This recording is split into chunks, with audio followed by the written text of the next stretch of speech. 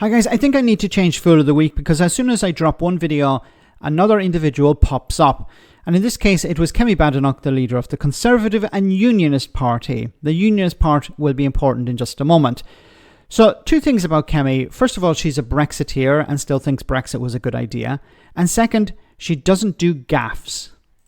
How does the Conservative Party bring people together, though your party delivered Brexit on the Irish Sea border? Yes, but last time I checked, Northern Ireland did vote to leave. Northern Ireland didn't vote to leave. Northern Ireland voted to remain in the Scotland voted to remain. A lot of so did Northern Ireland. Yes, Scotland voted to remain. A lot of people in Northern Ireland voted to remain. You're right, but Wales and England voted to leave. Overall, we had 52% of people voting to leave. The United Kingdom voted to leave. The citizens of the country voted to leave. Can I ask and while I recognise, Jane, if I may finish, please, I do recognise the people in Northern Ireland voted to remain, and we can. She eventually recognised that. Notice she couldn't say. A normal person would say, "I'm sorry, I forgot," or "I'm sorry, I made a mistake." But once again, Kemi doesn't do gaffes. Okay, her own words. I don't do gaffes. I think it's quite serious, joking aside, that the leader of the Conservative and Unionist Party went into an interview not knowing that Northern Ireland voted to remain in the European Union. I don't know about Scotland because she later said Scotland. Maybe she thought, oh, did Scotland? Yeah, I think Scotland. But she went into an interview. This is not some backbench MP. This is not some Tory councillor. This is not some Reform UK councillor. This is the leader of the Conservative and Unionist Party, a Brexiteer who didn't know that Northern Ireland voted to remain.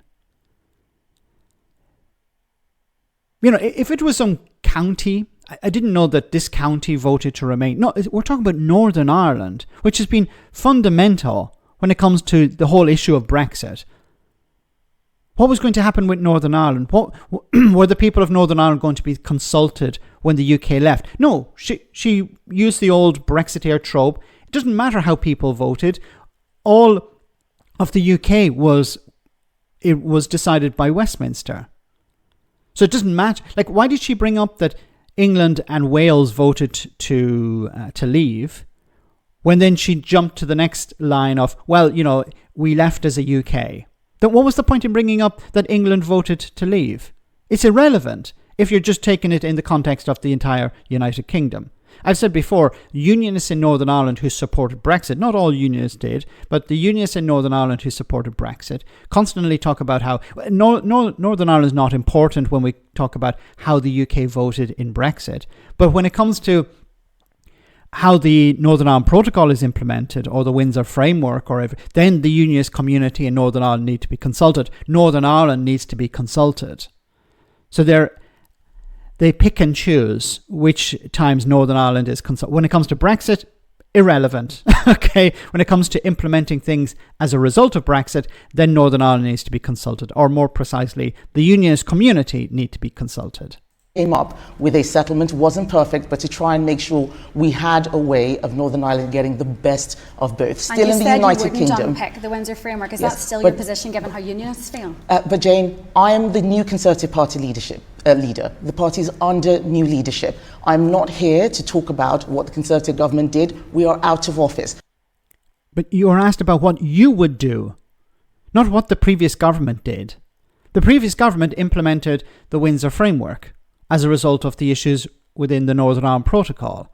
And you're being asked here, would you unpick the Windsor Framework? Would you tamper with it in some way? And your response is, I'm not here to talk about the past. Yes, but you're being asked about the future. You're asked about what you would do.